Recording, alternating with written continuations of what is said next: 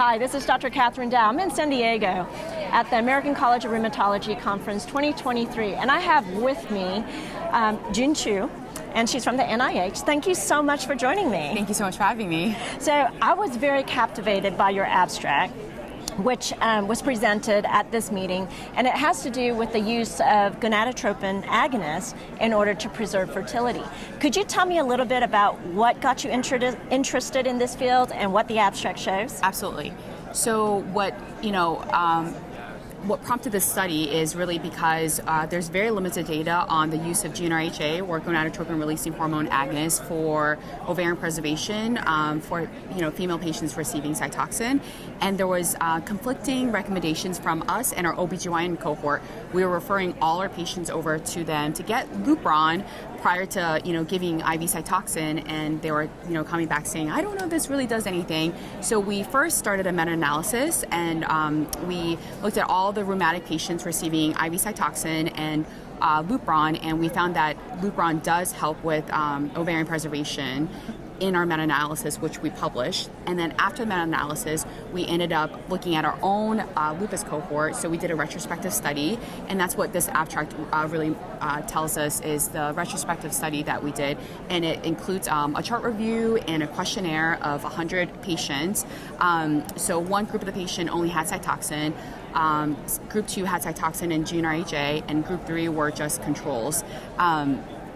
And we did a chart review in terms of looking at their demographic information, their disease accrual, disease activity, and also how much cumulative Cytoxan dose that they received. After we looked at all of that, we also looked at, we also sent out the patients a questionnaire, which asked them questions about, how much, in terms of their fertility status, pre and post Cytoxan exposure, length of menses, regularity, infertility, and also pregnancy outcome. And what we found was that in group 1, which is Cytoxan only, there was a higher risk of premature ovarian insufficiency, which we measured or defined as menopause before the age of 40. So it was 37% compared to group 2, which had Cytoxan plus GnRHa, which was only at 20% compared to the control group, which were only lupus patients with no Cytoxan exposure.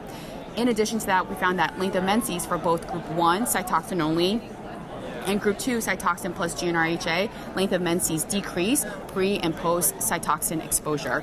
So this is very preliminary data. There's only about 100 subjects. And I did mention earlier, but in the demographics, the patients who were in group 1 were a little bit older compared to the patients in group 2, which also, when they're exposed to Cytoxan at an older age, there's, more damage. And also because the group 2 is a little bit younger, about 12 of them have not turned 40, so we need to go back and finish collecting data. So it's preliminary, we need to finish collecting data and hopefully to expand the group, and then also collect information such as AMH levels, FSH, estrol. So we need to do more work, but currently our preliminary data does show that giving GnRHa concurrently with Cytoxan helps with ovarian preservation, which supports our meta-analysis that we did. No, that's awesome. And when she says older, it's not that much older. It's not my age, actually. It's like 27 years old versus 24 years old. So it's not like, people who are like in their mid-30s or even 40s. No, these are still young ladies, really. I'm so glad you did the study. And the reason why is because recently I had a patient that I saw. I've been trying to get her a gonadotropin agonist with her cyclophosphamide. She has lupus nephritis. She wanted to have babies, and she was like 25, 26. They refuse. They just won't pay for that. And, this is going to give us more data, so that way we might be able to get insurance to approve this. I know, they would like to have something like FDA approved, and that way they would allow us to use it. But the reality is to get something FDA approved is kind of tough when we know that there's like nice meta-analysis, nice little data like this.